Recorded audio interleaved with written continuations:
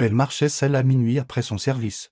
Quand un homme lui a attrapé le bras et a dit « Marchez plus vite », elle n'avait aucune idée qu'il était un PDG millionnaire, sous la lumière vacillante d'un lampadaire. Le souffle de Christine devint visible dans l'air glacial de la nuit. Elle venait de sortir du restaurant, la porte vitrée se refermant derrière elle avec un bruit sourd. Un son instantanément avalé par le vide de la rue. Sa montre indiquait minuit 46. La ville dormait. Seul le bourdonnement lointain de la circulation et le vent faisant bruisser les détritus dans les caniveaux lui rappelait que le temps continuait d'avancer. Elle resserra son manteau et ajusta la sangle de son sac en toile usé. Ses baskets frottaient doucement sur le trottoir humide alors qu'elle tournait à gauche dans la ruelle étroite, un raccourci qu'elle avait emprunté une centaine de fois. 7 minutes jusqu'à la maison, pensa-t-elle. Elle devait juste traverser la ruelle, puis passer 2 pâtés de maison devant la pharmacie fermée. Et elle serait à son appartement. Mais quelque chose était différent ce soir. Un léger bruissement, puis le faible tapotement rythmé de pas. Le pouls de Christine s'emballa. Probablement juste quelqu'un d'autre qui rentre chez lui, murmura-t-elle, forçant un petit rire pour tenter de distancer le malaise qui s'insinuait dans sa poitrine. Mais les pas ne s'estompèrent pas. Ils devinrent plus forts, plus réguliers, se calant sur les siens. Non, pas ce cas-là. Il les imitait comme une ombre qui ne lui appartenait pas. Elle ralentit. Aussi, elle accéléra. Ils suivirent. Sans interruption. Trop près. Un frisson glacial lui parcourut la nuque. Elle plongea la main dans la poche de son manteau, ses doigts effleurant le bord de son téléphone. Mais avant qu'elle ne puisse le saisir, une main se referma fermement sur son poignet. « Lâchez-moi » cria-t-elle, essayant de se dégager, sa voix aiguë et paniquée. Mais la poigne de l'homme était inébranlable. Sa voix, basse et autoritaire, trancha son cri. « Marchez plus vite. Ne vous retournez pas. » Son cœur martelait ses côtes. Elle pouvait à peine respirer. L'homme portait un sweat à capuche sombre, la tête baissée, le visage masqué par l'ombre. Elle ne pouvait pas distinguer ses yeux. Seulement le reflet de la lumière de la ville sur le coin de sa mâchoire. Sa respiration était courte et rapide, mais pas de nervosité. Elle semblait contrôlée, comme s'il était préparé, comme s'il avait déjà fait ça. « S'il vous plaît, ne me faites pas de mal » murmura-t-elle, sa voix se brisant. Il ne répondit pas. Il ne serra pas plus fort son poignet, mais il ne le lâcha pas non plus. Il se mit à marcher, l'entraînant avec lui, ses pas rapides et déterminés. Christine trébuchait pour suivre le rythme. Chaque muscle de son corps figeait entre la fuite et la terreur. La ruelle se rétrécissait. L'obscurité s'épaississant à chaque pas. Il n'y avait pas de fenêtre ici, pas de sortie. Juste des murs de briques humides, une seule lumière vacillante derrière eux.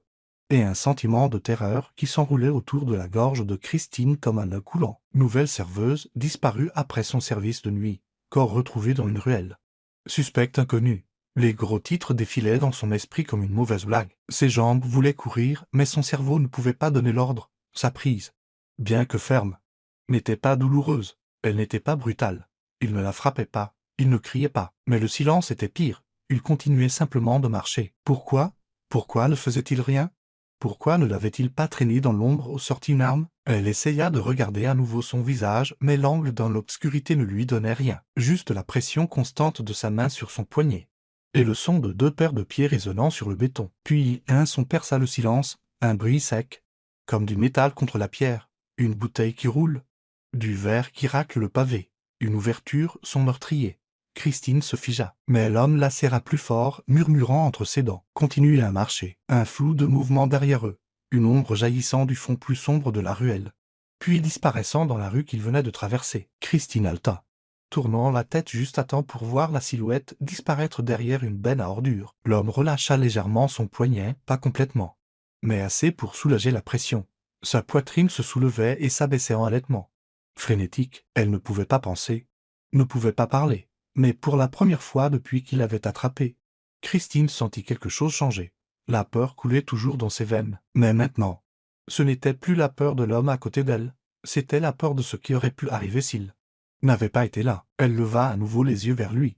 Et bien qu'elle ne puisse toujours pas voir clairement son visage, elle remarqua la façon dont ses épaules s'étaient tendues, pas comme un prédateur, mais comme un bouclier, protecteur, alerte, et soudain, sans comprendre pourquoi, Christine cessa de se débattre. Sa main se détendit légèrement dans sa prise. Elle continua à marcher. Christine le suivit, ses pieds se déplaçant plus vite que ses pensées.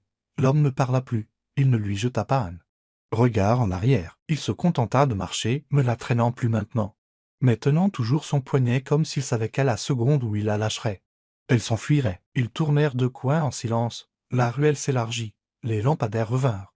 projetant des cercles pâles de sécurité sur le trottoir fissuré. Le bourdonnement d'un distributeur automatique vibrait à proximité. Le monde commençait à réapparaître. Il relâcha enfin sa main. Christine recula d'un pas en trébuchant, serrant son poignet, sa respiration saccadée. Son cœur n'ayant pas encore ralenti, elle fixa l'homme, s'attendant à moitié à le voir disparaître. Mais il ne bougea pas. Il se tenait simplement là. Une silhouette se découpant sur la lueur lointaine d'une laverie fermée. Le visage toujours caché sous sa capuche. « Qu'est-ce qui vient de se passer ?» demanda-t-elle, sa voix rauque. Il ne répondit pas. « C'était qui ?» insista-t-elle. « Est-ce qu'il me suivait?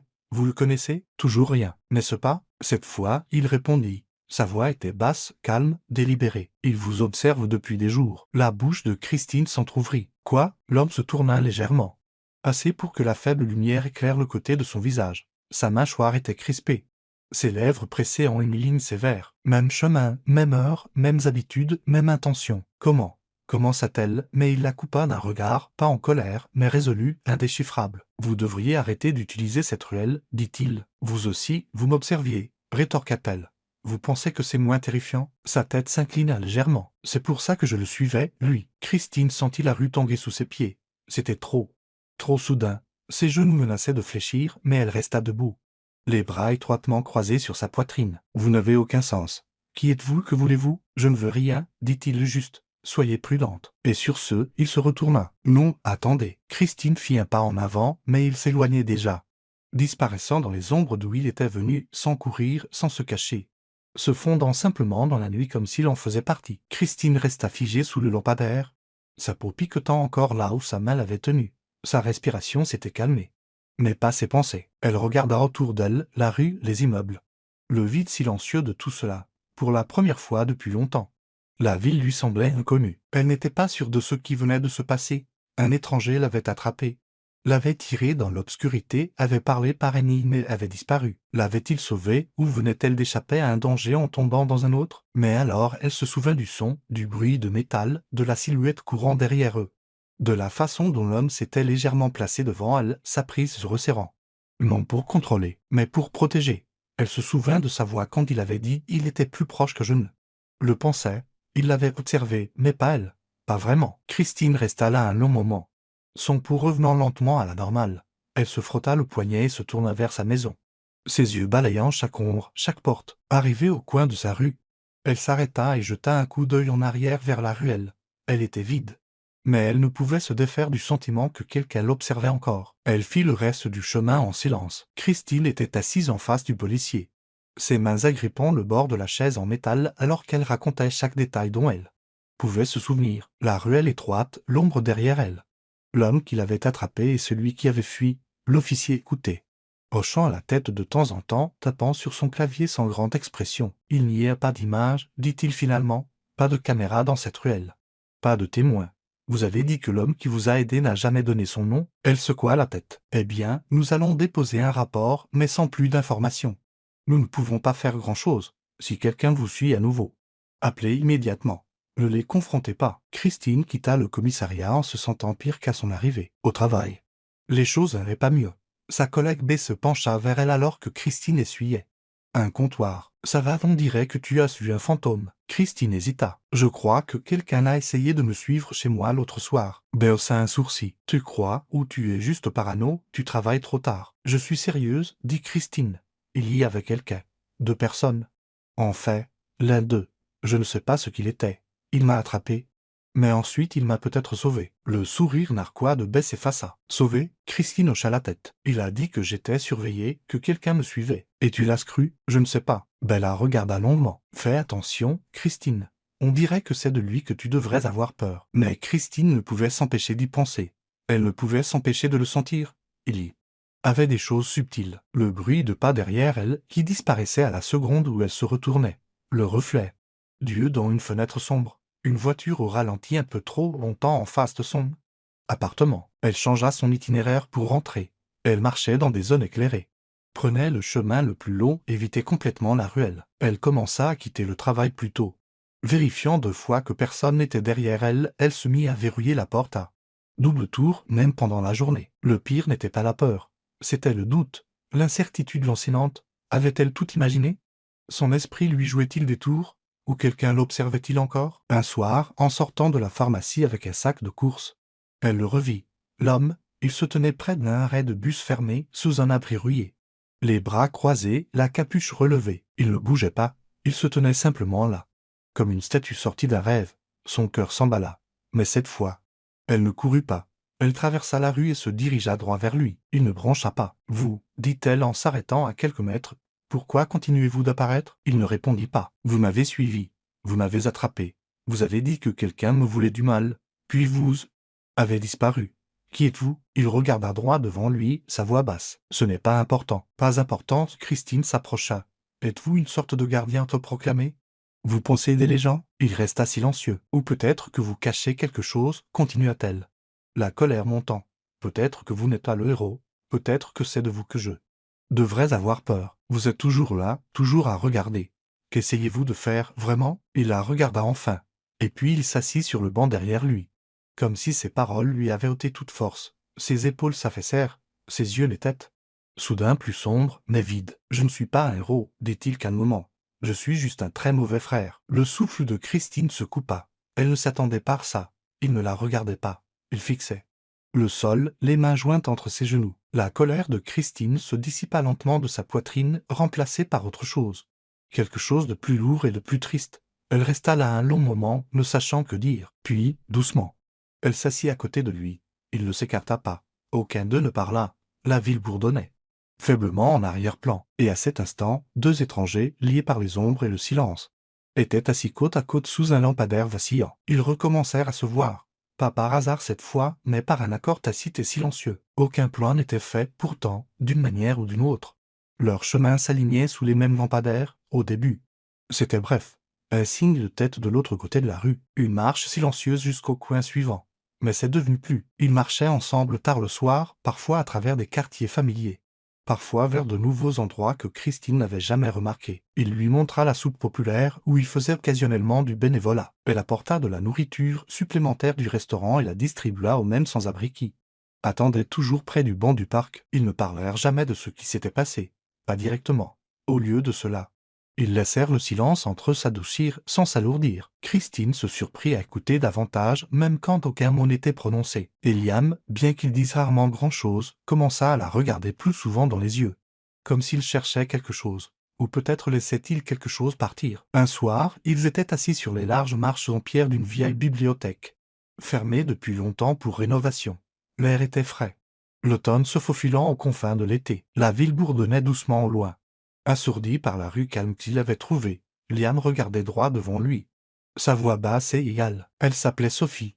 Elle avait 16 ans, dit-il. Elle rentrait chez elle un soir. À quelques rues seulement. Elle n'est jamais arrivée. Personne ne l'a aidée, personne n'a appelé. Ils l'ont tous entendu crier, mais ils ont juste fermé leurs fenêtres. Silence. Christine se tourna vers lui. Elle adorait les bonbons au citron, dit-il, un léger sourire effleurant ses lèvres. Bien que ses yeux ne sourient pas avec. Et les vieux livres. Elle avait cette idée qu'elle en écrirait un jour un roman. J'ai encore le premier chapitre qu'elle a imprimé. Plein de fautes d'orthographe et de personnages nommés d'après ses dessins animés préférés. Christine resta silencieuse. Elle rentrait de l'anniversaire d'une amie. Seulement 5 pâtés de maison. Mais il faisait noir. Et elle n'est jamais arrivée. Quelqu'un l'a suivie, l'a attaquée. Elle a crié. Sa mâchoire se crispa. Personne n'a ouvert sa porte. Personne n'a même appelé à l'aide avant le matin. « Je suis vraiment désolé, dit doucement Christine. J'étais censé aller la chercher, murmura-t-il. Mais j'ai oublié. J'étais à une fête. Une stupide soirée de réseautage. Je n'ai même pas vérifié mon téléphone avant qu'il ne soit trop tard. » Le silence qui suivit était différent. Il n'était ni froid ni gênant. Il était sacré. J'ai commencé à arpenter les rues après ça, dit-il. Pas seulement pour elle, pour chaque fille qui rentre seule à la maison, chaque étranger qui pourrait avoir besoin que quelqu'un se soucie de lui. Christine sentit le poids de ces mots s'installer dans sa poitrine. Les ombres qu'il portait n'étaient pas du genre que l'on pouvait voir, mais elles étaient profondes, et elles imprégnaient tout ce qu'il faisait. Quelques nuits plus tard, il plut. Ils se réfugièrent sous l'auvent d'une librairie fermée. L'eau tombait en rideau. Quelques centimètres de leurs pieds. Christine était trempée. Liam aussi. Bien qu'il ne semble pas le remarquer. Elle sortit des mouchoirs de la poche de son manteau et tamponna doucement les gouttes sur son front. Il ne broncha pas, il la regarda simplement. Vraiment la regarda, et quelque chose dans ses yeux s'adoucit. Elle sourit. Mais son sourire vacilla. Vous n'êtes pas obligé de faire ça seul. Il ne dit rien. Vous n'êtes pas responsable de toutes les mauvaises choses qui arrivent dans le monde. Continua-t-elle. Vous n'avez pas à tout porter sur vos épaules. Elle tendit la main et prit doucement son poignet, un écho de cette nuit dans la ruelle. Mais inversant les rôles, ses doigts s'enroulèrent autour du sien juste assez pour être sentis. Vous n'avez pas à protéger le monde, dit-elle à nouveau. Sa voix à peine plus forte que la pluie. Laissez juste quelqu'un vous protéger pour une fois. Pendant un instant, il ne bougea pas. Puis, lentement, il sourit. Un sourire calme et fugace, qui ne portait ni douleur ni fardeau. Il ne parla pas. Il ne se dégagea pas. Le sentiment de malaise était revenu. Christine pouvait le sentir à nouveau, la pression invisible. La façon dont les ombres semblaient s'attarder une seconde trop. Le frisson occasionnel qui parcourait son échine quand elle marchait seule. Elle avait espéré que ce n'était que de la paranoïa, l'écho d'une peur passée. Mais Liam n'était pas de cet avis. Ils étaient assis ensemble sur un banc au bord du parc. Le crépuscule étirant de longues ombres sur le chemin. « Il est toujours là », dit Liam calmement, ses yeux balayant la rue devant eux. Le même homme. Le même schéma. Je l'ai vu 2 fois près du restaurant cette semaine. La gorge de Christine se serra. Alors nous devons faire quelque chose. Liam la regarda, la mâchoire crispée. Nous le ferons, mais avec prudence. Le plan était simple, mais dangereux. Christine emprunterait son ancien chemin pour rentrer. La même ruelle, à la même heure. Liam la suivrait à distance, cette fois surveillant non pas elle, mais les ombres. Ils avaient déjà informé un contact de la police de leurs soupçons. Des agents seraient à proximité, attendant un signal. C'était risqué. Mais Christine refusait d'être traquée plus longtemps. Cette nuit-là, elle sortit seule du restaurant. Chaque pas résonnait plus fort que d'habitude. Ses mains tremblaient, mais elle continua de marcher comme il l'avait prévu. La ruelle se profilait devant elle, étroite, humide, faiblement éclairée. Elle n'hésita qu'une seule fois avant d'y entrer. Puis elle entendit des pas derrière elle, plus rapide cette fois, plus proche. Elle se retourna juste au moment où une silhouette jaillit de l'obscurité. Mais avant que l'homme ne puisse l'atteindre, Liam était là, apparaissant comme une ombre lui-même. Interceptant l'agresseur d'une poussée énergique, une bagarre éclata. Christine cria alors que l'homme sortait un couteau, frappant sauvagement. Liam esquiva, mais pas assez vite. La lame lui entailla le flanc. Un son sec et écœurant. Liam chancela. « Non !» cria Christine en courant vers lui. Elle attrapa le bras de l'agresseur, essayant de le tirer en arrière. Il la poussa violemment.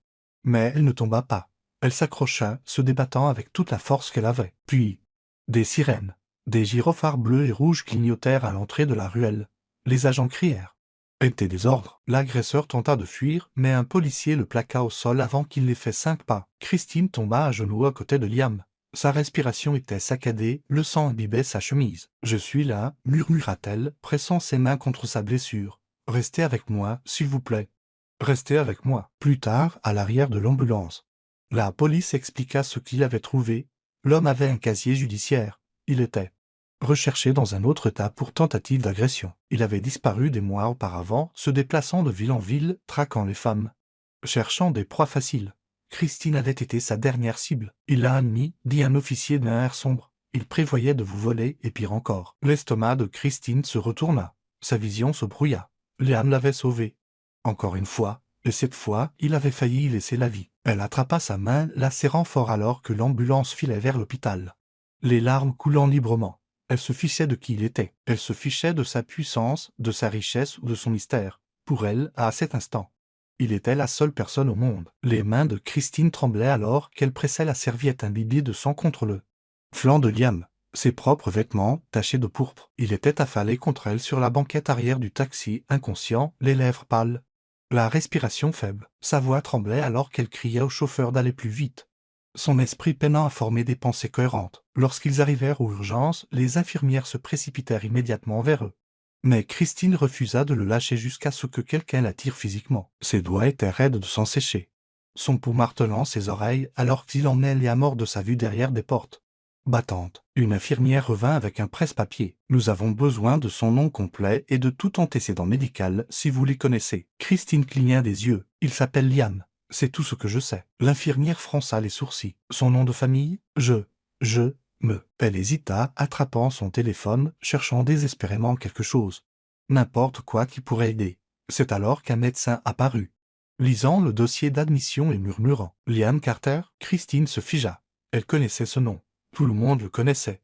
Liam Carter, magnat de la technologie, milliardaire reclus, fondateur de Carter Tech, mécène, Phelan Joe, l'homme qui évitait les caméras, refusait les interviews et avait bâti un empire technologique en restant complètement en dehors des feux de la rampe, et il l'avait raccompagnée chez elle à minuit, pensant les blessures d'étrangers, distribuant de la nourriture, l'attirant des ruelles et maintenant saignant sur ses genoux. Son souffle se coupa dans sa gorge. « C'est lui » murmura-t-elle alors que le monde tanguait sous ses pieds. « Oui » répondit doucement l'infirmière. « Voulez-vous être inscrite comme son contact d'urgence » Christine hocha la tête sans réfléchir. Les heures passèrent comme dans un brouillard. Elle était assise sur une chaise en plastique dur. Ses doigts enroulés autour de l'ourlet de son manteau, rejoignant tout. La pluie, les promenades, ses histoires, son silence, sa douleur. Pourquoi un homme comme lui choisirait-il cette vie? Pourquoi elle? Elle n'était qu'une serveuse. Il était. Mais le sang sur ses mains n'était pas la richesse. Ce n'était pas le pouvoir. C'était le sacrifice. Et cela répondait à la question qu'elle se posait sans cesse. Elle l'aimait. Au matin, les médecins l'autorisèrent à entrer. Liam était toujours inconscient. Branché à des moniteurs, des tubes sortant de ses bras. Son visage était pâle, sa respiration toujours faible. Mais stable. Christine approcha la chaise de son lit. Ceci et prit sa main dans la sienne. Elle ne partit pas pendant 2 jours. Elle lui tenait la main, lui parlait doucement, dormait par courtes périodes, craignant qu'il ne disparaisse si elle fermait les yeux trop longtemps. La 2e nuit, elle pleura. Des sanglots profonds et douloureux étouffaient dans le creux de son coude, car elle ne pouvait imaginer ne plus jamais entendre sa voix. Juste avant l'aube, ses doigts bougèrent, puis ses paupières papillonnèrent. Christine se redressa, les yeux grands ouverts. « Liam » murmura-t-elle, sa main se resserrant autour de la sienne. Il s'agita lentement, puis la regarda, hébété, clignant des yeux comme s'il n'était pas sûr qu'elle soit réelle. Et puis sa main se resserra autour de la sienne. Christine, sa voix se cassa. « Tu vas bien » Des larmes coulèrent sur ses joues. « Je vais bien » dit-elle en hochant la tête. « C'est toi qui es dans un lit d'hôpital et tu me demandes si je vais bien ?» Il lui offrit le plus léger des sourires. « Bien sûr que oui. » Elle se pencha en avant, pressant son front contre le sien. « J'ai cru que je t'avais perdu. »« Tu ne m'as pas perdu, » murmura-t-il. « Et tu ne me perdras jamais. » Ils restèrent ainsi un long moment, les machines bipant doucement autour d'eux.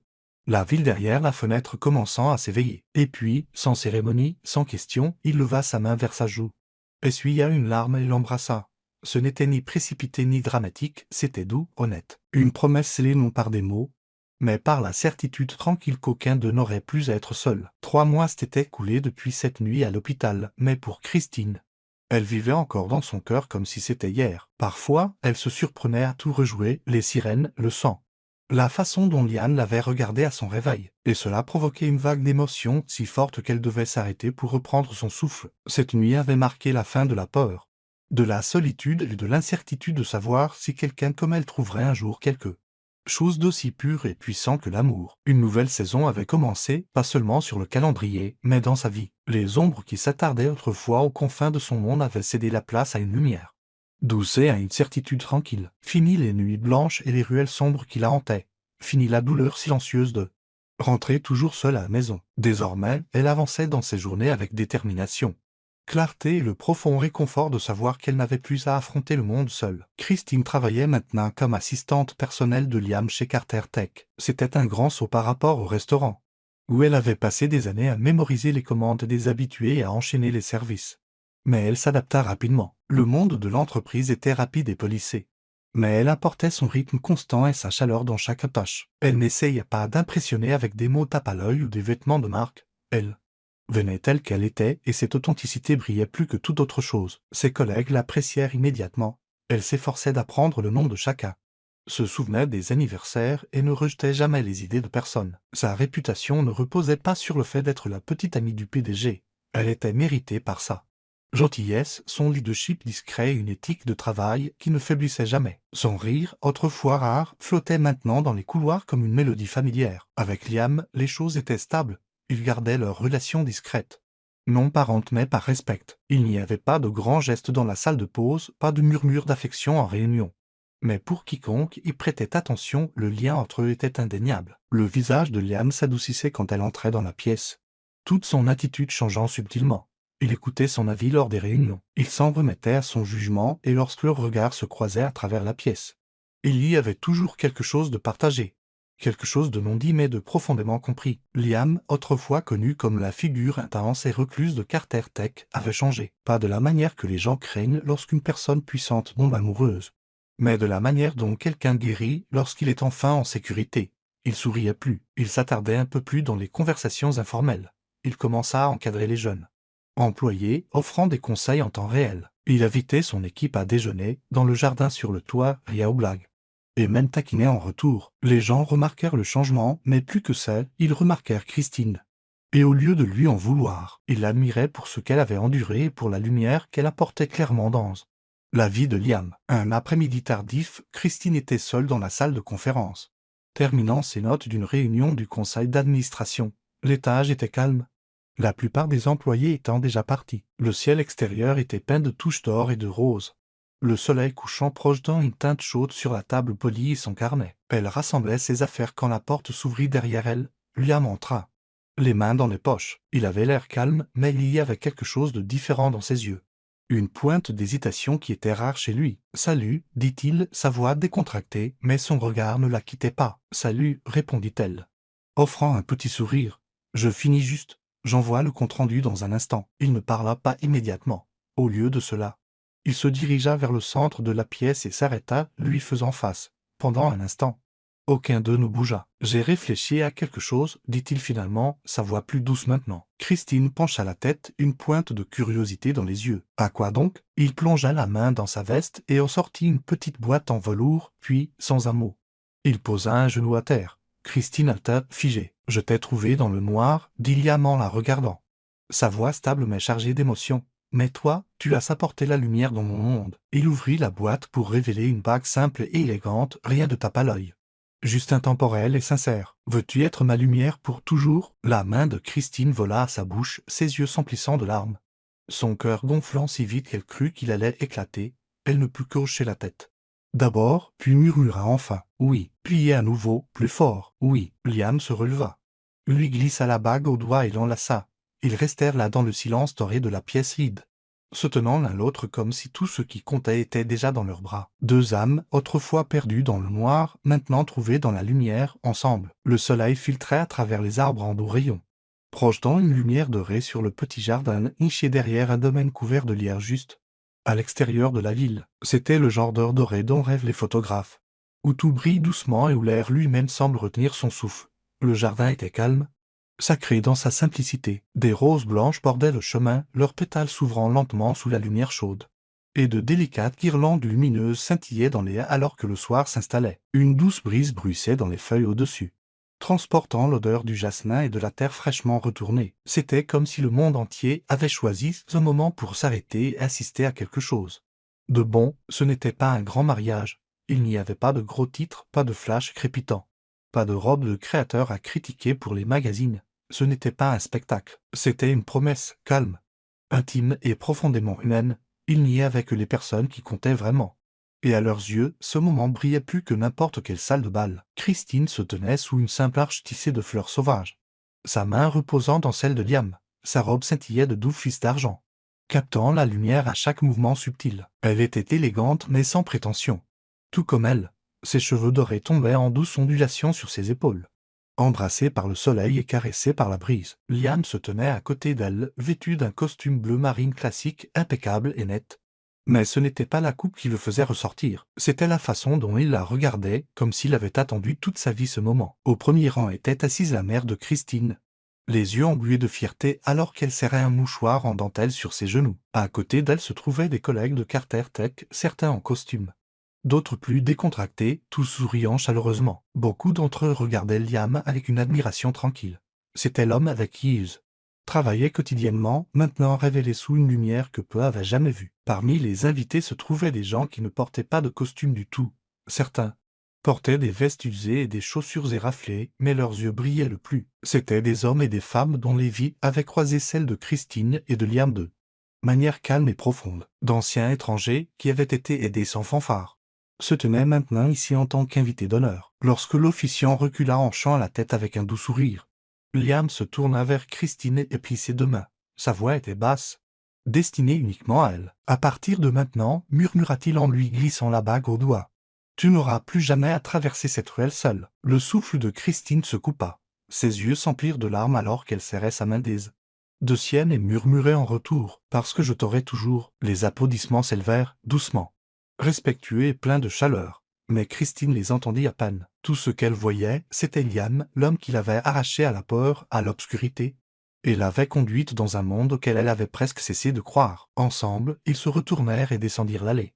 Main dans la main, des pétales blancs voletaient dans l'air comme des bénédictions. Le jardin éclata de rires doux et de musique, mais au centre de tout cela, il n'y avait que deux personnes qui s'étaient battues pour atteindre la lumière et l'avaient trouvée l'une en l'autre. Libérés des ténèbres, ils marchaient vers la lumière ensemble. Si cette histoire a touché votre cœur, vous a coupé le souffle ou vous a rappelé que l'amour peut éclore même dans les coins les plus sombres, alors nous vous invitons à rester avec nous pour en découvrir d'autres. Chez Récits qui touchent l'âme, nous vous proposons des contes qui guérissent, inspirent et persistent longtemps après que l'écran s'est éteint. Des histoires de héros discrets, d'amour trouvé dans des lieux improbables, de compassion qui change des vies. Abonnez-vous maintenant pour rejoindre une communauté qui croit au pouvoir de la narration.